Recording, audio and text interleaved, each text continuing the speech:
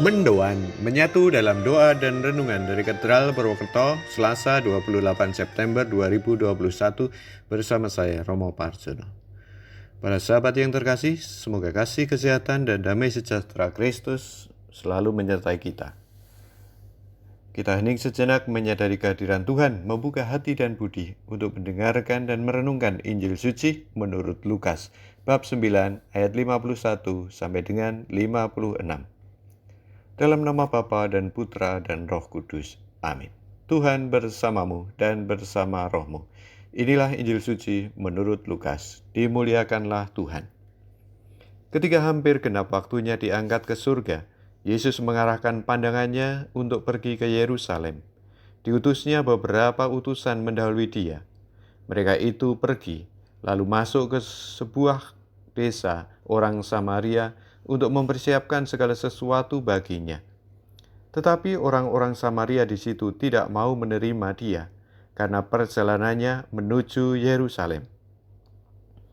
Ketika dua muridnya, yaitu Yakobus dan Yohanes, melihat hal itu, mereka berkata, "Tuhan, bolehkah kami menurunkan api dari langit untuk membinasakan mereka?"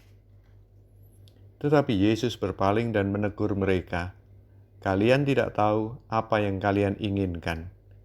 Anak manusia datang bukan untuk membinasakan orang, melainkan untuk menyelamatkannya." Lalu mereka pergi ke desa lain. Demikianlah sabda Tuhan. Terpujilah Kristus. Tetapi orang-orang Samaria di situ tidak mau menerima Yesus karena perjalanannya menuju Yerusalem. Marah, benci, rasa permusuhan itu kadang sulit hilang pada orang-orang yang pernah disakiti, tidak dianggap dan dimusuhi. Doa dan usaha memaafkan kadang tidak semudah orang membalik tangan. Pernahkah Anda menaruh dendam, marah, rasa permusuhan kepada seseorang atau kepada kelompok orang? Antara orang Yahudi atau Israel dan Samaria waktu itu tidak akur, saling menaruh syak dan prasangka buruk. Ada permusuhan di antara mereka. Yesus sebagai orang Yahudi ditolak oleh orang Samaria. Yesus dan rombongan tidak diizinkan melewati daerah Samaria. Jika Anda pernah menyimpang dendam pada yang lain, apa yang Anda rasakan? Apakah Anda bisa berdamai di hati karena menyimpan luka batin seperti itu? Apakah orang yang Anda marahi dalam batin juga berubah karena Anda bersikap seperti itu? Jika demikian, siapa yang rugi? Jika Anda masih menyimpan luka hati demikian, Anda sendiri atau orang lain?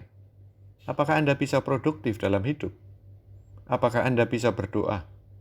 Apakah Anda bisa bekerja dengan senang?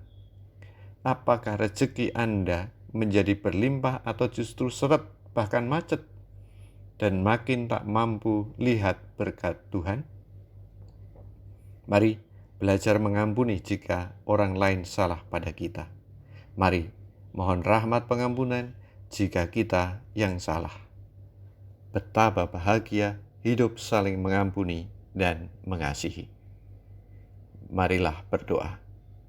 Allah Maha Rahim, kami datang kepadamu dengan segala kerapuhan manusiawi kami.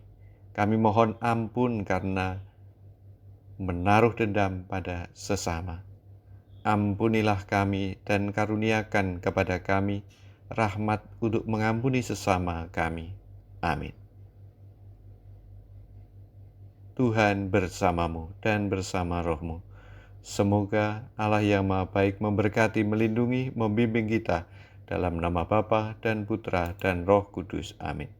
Selamat beraktivitas, Tuhan memberkati. Salam mendoan.